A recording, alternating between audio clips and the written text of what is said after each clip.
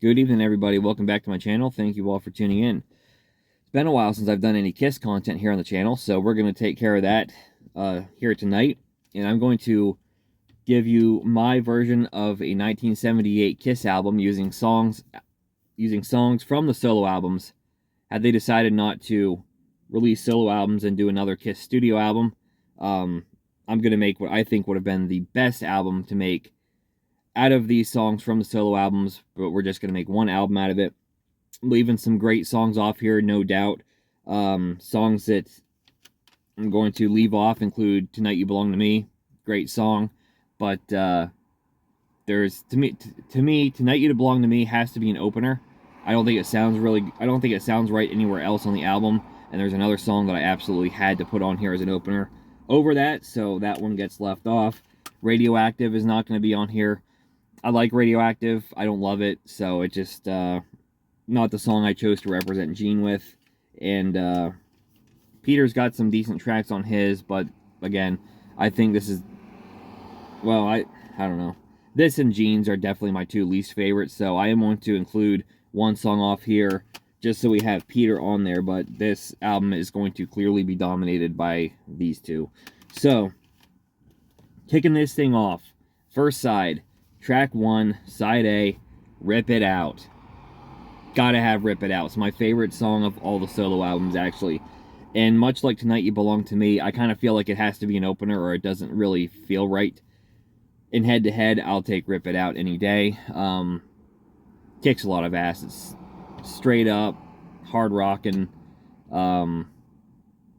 Really get you pumped up. I think it's a great opener. Had this actually been a Kiss album, I think Rip It Out is right up there with those great Kiss openers of the time. Detroit Rock City, I Stole Your Love, Rip It Out, all awesome. So Rip It Out, gonna be my first song on the album. Second track, we're gonna stay with Ace, and we're gonna go Speeding Back to My Baby. I've always loved the way that those two songs work together to open this thing up. I love the guitar work at the beginning of the song. I think it's pretty badass.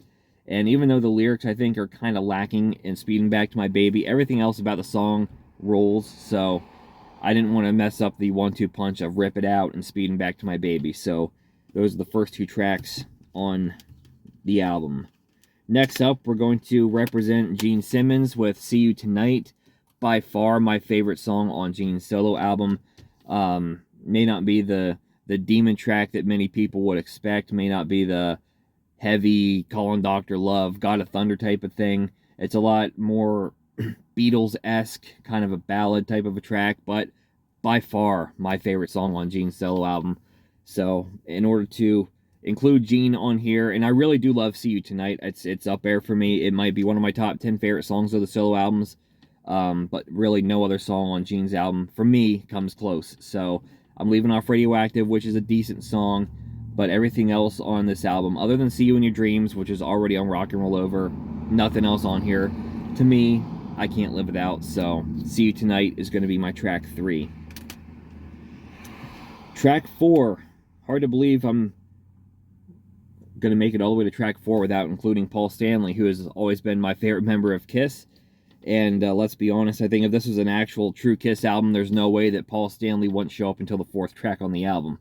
But track number 4, we're going to go with Wouldn't You Like to Know Me, my favorite song on Paul's album. Kind of a melodic rocker. Catchy track. Absolutely had to be on here. Wouldn't You Like to Know Me, track number 4. Track 5, we're going to go back to Ace Frehley's solo album. And one of the real underrated gems on here, in my opinion, What's on Your Mind. May not be one of the heaviest tracks on here, probably one of the poppier numbers, but I think it's super underrated. I think it's very catchy. I've always liked the song.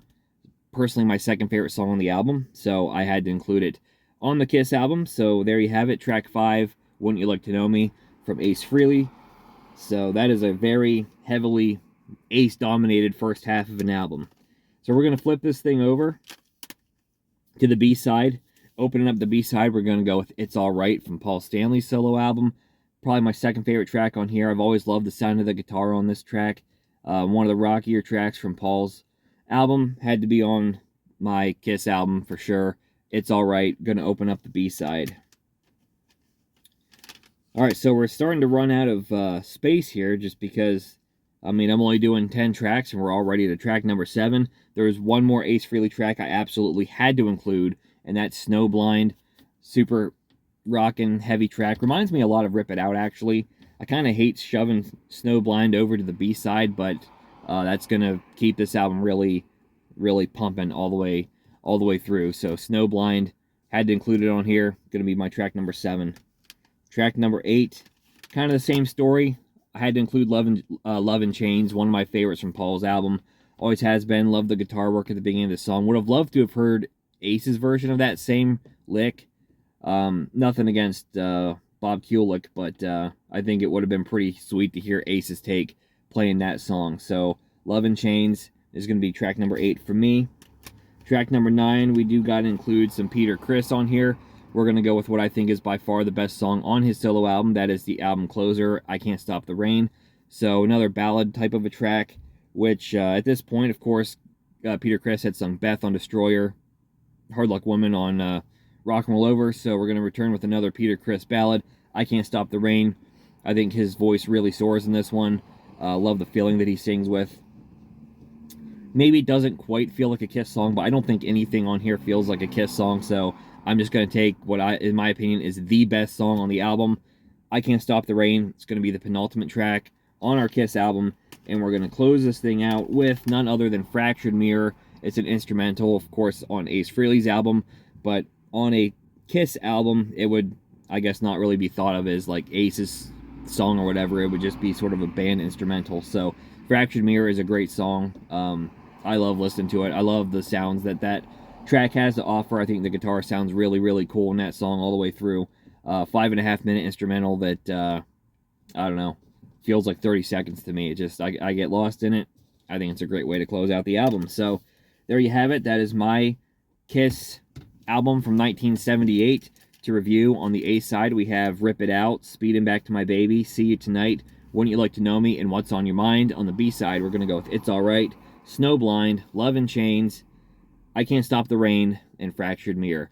In the comments below, let me know what you would do to make a Kiss album from 1978 using the solo album tracks. If you like this kind of content, please give me a thumbs up. Subscribe to my channel for more videos like this in the future, and I will catch you next time.